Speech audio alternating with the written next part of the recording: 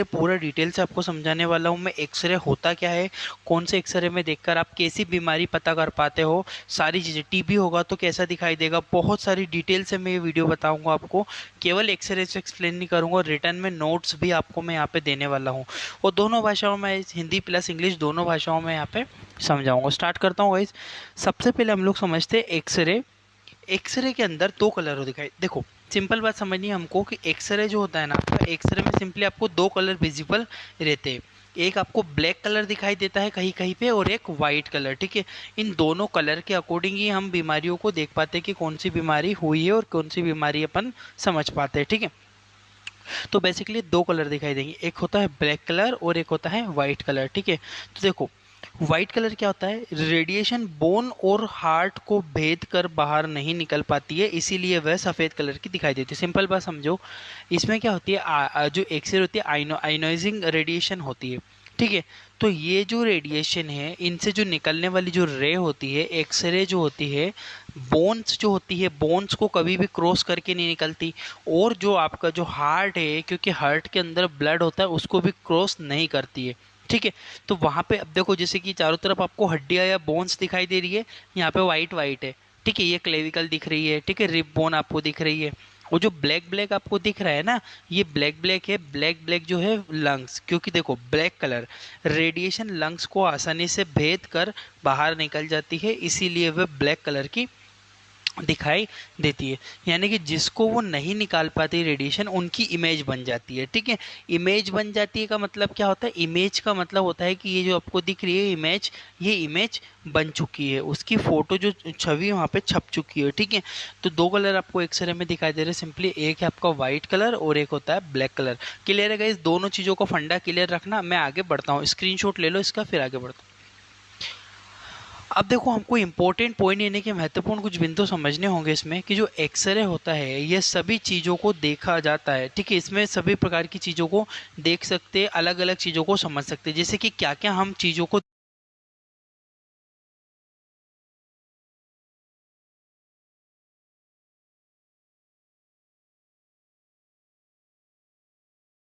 देखते हैं, क्या क्या समझते हैं। जैसे कि सीपी एंगल, सीपी एंगल का मतलब होता है कोस्टो फेरेनिक एंगल, ठीक है। ये एंगल देखते हैं हम लोग, हार्ट देखते हैं, लंग्स देखते हैं, ट्रेकिया देखते हैं, और गैस के बबल हम चेक करते हैं, ठीक है। अब देखते हैं हम लोग ये पांचों चीजें हम लोग कैसे चेक कर पाते हैं। आगे बढ़ता हूँ, इसका स्क्रीनशॉट ले लो। सबसे पहले आता है सीपी एंगल। सीपी एंगल आपको, कैस्ट्रो एंगल कैसे लोगे आप लोग, कोस्टो एंगल। कोस्टो एंगल लेने के लिए आपको lower sharp part of lungs is called CP angle. CP angle किसको बोल रहा है, ये सीपी एंगल किसको बोलता है, ये जो आपको यहाँ पे ये वाले भाग दिख रहे हैं, शार्प पार्ट, ये नीचे वाले जो शार्प भाग दिख रहे हैं, इसको हम लोग कहते हैं सीपी एंगल, ठीक है। यानी कि नीचे वाले भागों का अध्ययन करना सीपी एंगल कहलाता है, ठीक है। इसमें नेक्स्ट चीज पढ़िए, it should be normal but it is disturbed in pleural effusion. एक बीमारी, एक प्रॉब्लम एक होती है जिसमें हम लोग प्लूरल इफ्यूजन कहते हैं। ये क्या होता है जरा, ये सामान्यतः जो नॉर्मली होता है, सामान्यतः अवस्था में प्लूरल इफ्यूजन होने पर वाइट कलर हो जाता है। अब समझो प्लूरल इफ्यूजन क्या होता है वो समझो। प्लूरल इफ्यूजन का मतलब होता है फेफड़ों के नीचे वाले हिस्सों में पानी का भर जाना, यानी कि ये वाले हिस्से हैं, यहाँ पे पानी भरने लगेगा, ठीक है। इसे हम लोग प्लूरल इफ्यूजन कहते हैं। जैसे कि आप देखो यहाँ पे, ये नॉर्मल व्यक्ति का चेस्ट एक्सरे है, इसमें जो मैंने आपको सीपी एंगल बताया है ना, ये वाला, अब इसमें आप लोग बिल्कुल शार्प है, तीखा हिस्सा है, नॉर्मल है। बट इसमें इधर देखो, ये क्या हो गया, वाइट वाइट हो गया। वाइट वाइट का मतलब यहाँ पे प्लूरल इफ्यूजन हो चुका है। प्लूरल इफ्यूजन का मतलब है नीचे वाले लंग्स में पानी। अब जब पानी भरेगा तो वो जो रेडिएशन है क्रॉस नहीं कर पाएगी, वाइट कलर का भाग पूरा कवर दिखाई दे रहा है, इसका आधा लंग्स इधर का और आधा इधर का पूरा कंप्लीटली डैमेज हो चुका है। वहाँ पे पानी की फॉर्मेशन, वाटर फॉर्मेशन भर चुकी है। ये चीज़ आप लोग ध्यान रखना। सही आएगा ही समझ में कि प्लूरल इफ्यूजन क्या होता है। फिर से रिपीट करता हूँ, लोअर शार्प पार्ट होता है उसको सीपी एंगल कहते हैं। जैसे डायग्राम में आप देख पा रहे होंगे, ये सीपी एंगल होता है। It should be normal but it is disturbed in pleural effusion, जब प्लूरल इफ्यूजन होता है तब ये डिस्टर्ब हो जाता है, ठीक है। और जब प्लूरल इफ्यूजन होता है तो ये वाइट कलर का बन जाता है, जैसे कि आप लोग डायग्राम में यहाँ पे ये नॉर्मल है और ये इफेक्टेड है, प्लूरल इफ्यूजन हो चुका है इसमें, ठीक है। इसका स्क्रीनशॉट लो पुराने का, फिर मैं आगे बढ़ूंगा। इसका भी स्क्रीनशॉट ले लो ताकि आपको याद रहेगा प्लूरल इफ्यूजन क्या होता है। नीचे वाले हिस्से में पानी भर जाना। अब देखते हैं हम लोग हार्ट। अब ये हार्ट क्या होता है, इन एक्सरे जो इन चेस्ट एक्सरे जो होता है मेजर कार्डियक थोरेसिक रेशियो, ये क्या होता है, इसमें हृदय की परछाई को मापा जाता है। आपको अगर मैं बताऊं, ये आपको जो वाइट वाइट जो जगह नहीं दिख रही है, ये आपका हार्ट होता है गाइस। क्या है ये आपका हार्ट है, ठीक है। ये आपका हार्ट होता है। तो इस हार्ट का जो ये जो डायमीटर दिया हुआ ना, जो डायमेंशन इसका दिया हुआ है, ये जो डायमेंशन है ना गाइस, इस डायमेंशन की को हम लोग माप लेते हैं, इसको नापा जाता है। ये हमारा हार्ट वाला पार्ट है, ठीक है। अब इस हार्ट वाले पार्ट को हमको नाप के देखना है, इसकी साइज कितनी है, जिसे क्या बोलते हैं हम लोग, जिसे हम लोग सिंपली कहते हैं कार्डियक 1 मिनट, जिसको हम लोग क्या बोलते हैं, उसको सिंपली हम लोग बोलते हैं कार्डियक थोरेसिक रेशियो, ठीक है। तो ये कार्डियक थोरेसिक रेशियो होता है। कार्डियक जो थोरेसिक रेशियो होता है, ये कार्डियक थोरेसिक रेशियो कितना होना चाहिए, लगभग 50%, ठीक है। लेस देन 50% से ये कम होना चाहिए कार्डियक रेशियो। यदि 50% है ये, ठीक है।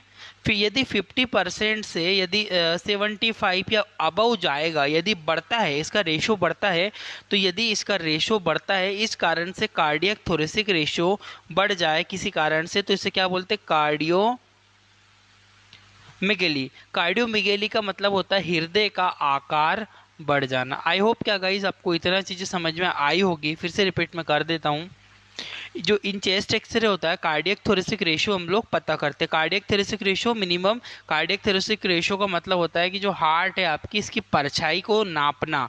इसकी परछाई लगभग 50 से कम होना, 50% से कम होना चाहिए। बट किन्हीं कंडीशन में किसी प्रॉब्लम की वजह से बढ़ गई कार्डियक थोरेसिक रेशियो, तो इसे कार्डियो मिगेली के नाम से जाना जाएगा। स्क्रीनशॉट ले लो। नेक्स्ट आते हैं हम लोग लंग्स, फेफड़ों के ऊपर। अब देखो अब मैं इसमें गाइज आपको निमोनिया बताऊंगा, टीबी बताऊंगा, सब आगे बताने वाला हूँ, ठीक है।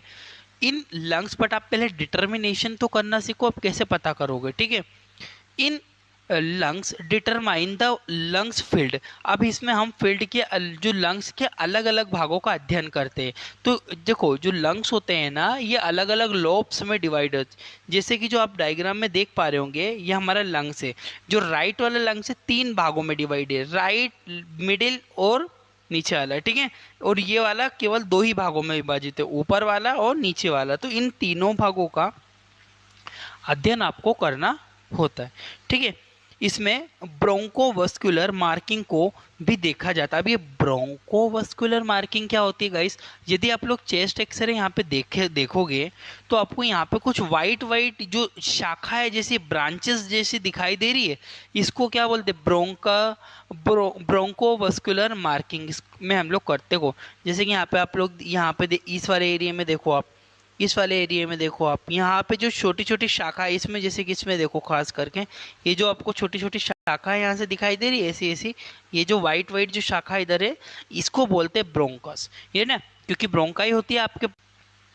तो इनको देखा जाता है, इनमें कोई प्रॉब्लम तो नहीं हुई है, कोई इन्फेक्शन तो नहीं हुआ है, तो उससे हम लोग डिटरमाइन कर सकते हैं, ठीक है। तो लंग्स में हम लोग फील्ड देखते हैं। स्क्रीनशॉट लो, फिर आगे बढ़ता हूँ। क्यों राजस्थान की इस कोठी में 31 साल से लगी है धारा 144? अंदर रहता है एक मुस्लिम परिवार और बाहर सुपीरियर लोब, मिडिल लोब और इंफीरियर लोब, और इधर वाला है आपका सुपीरियर लोब और इंफीरियर लोब। इनमें कोई संक्रमण होता है तो उसके अकॉर्डिंग डिसीज को देखा जाता है। अब देखो ट्रेकिया क्या होता है।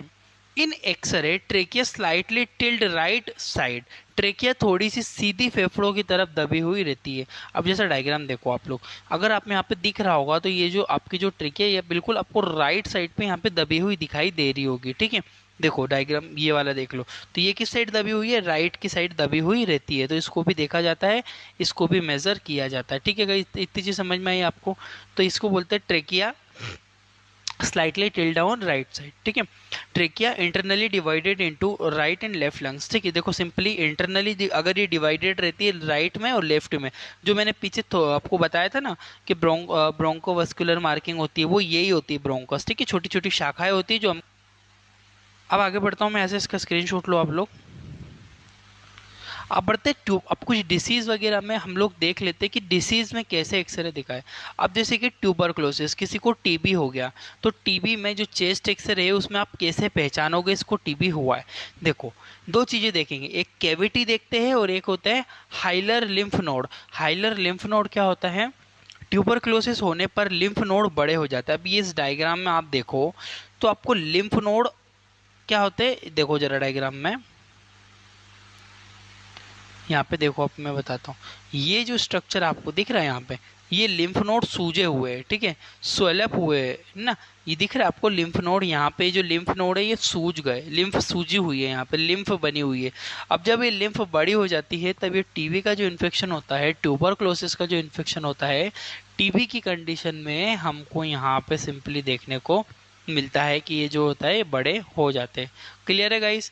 केविटी क्या होती है, ट्यूबरक्लोसिस जब होता है, ट्यूबरक्लोसिस होने पर धीरे धीरे छोटी छोटी कैविटी फेफड़ों में बनने लगती है। जैसे कि बगल वाले डायग्राम में देखो आप लोग, तो आपको दिख रहा होगा कि जगह जगह पर ये जो कैविटी बनी हुई है छोटी छोटी छोटी छोटी वाइट, पूरे लंग्स में ही फैली हुई है ये, ठीक है। जगह जगह कैविटियाँ बन जाती है, इसको हम लोग क्या बोलते हैं गाइस, कैविटी, ठीक है। ट्यूबरक्लोसिस होने पर या तो आपको लिम्फ नोड सूजे हुए मिलेंगे इस तरह से, स्वेलअप मिलेंगे, या फिर आपको कैविटी देखने को मिलती है। स्क्रीनशॉट ले लो इसका, ट्यूबरक्लोसिस का। नेक्स्ट आता है गाइस न्यूमोथोरेक्स। न्यूमोथोरेक्स क्या होता है, फेफड़ों में हवा के भर जाने को न्यूमोथोरेक्स कहते हैं। जैसे कि अब में फेफड़ों में हवा तो रहती है, ठीक है, जैसे हम रेस्पिरेशन करते हैं तो एयर तो अंदर जाती है, बट उसके वॉल में, जो आपके फेफड़े है उसके बाहर में जो जो वॉल है उसमें हवा का भर जाना, उसमें एयर एंटर करने लगती है। जैसे कि आप लोग देखो, जो राइट वाला जो लंग्स है ये नॉर्मल है, लेफ्ट वाला बहुत ज़्यादा ब्लैक हो गया है। ब्लैक यानी कि इसमें बहुत ज़्यादा हवा भर चुकी है, ठीक है, इसमें हवा भरी हुई है, यानी कि इसे न्यूमोथोरेक्स हुआ है। स्क्रीनशॉट ले लो न्यूमोथोरेक्स का, फिर आगे बढ़ता हूँ। नेक्स्ट आता है हमारा निमोनिया। अब से पहचानोगे निमोनिया हुआ है। देखो गाइस, निमोनिया क्या होता है, टिश्यू इन्फ्लामेशन होता है, ठीक है। जो लंग्स का जो टिश्यू है उसमें इन्फ्लामेशन होने लगता है, वो टिश्यू में। तो आप देखो यहाँ पे सिंपली कि जो जो लोअर वाला लंग्स है ये लेबर निमोनिया का है ना। लेबर निमोनिया मतलब डाउन वाला जो निमोनिया है यहाँ पे, इसका पूरा एरिया कवर हो चुका है, ठीक है। यहाँ आप लोग यहाँ पे देख सकते हो, इसको हम लोग बोलते हैं लेबर निमोनिया। तो निमोनिया का कुछ इस तरह से एक्सरे आप इसको पहचान सकते हो।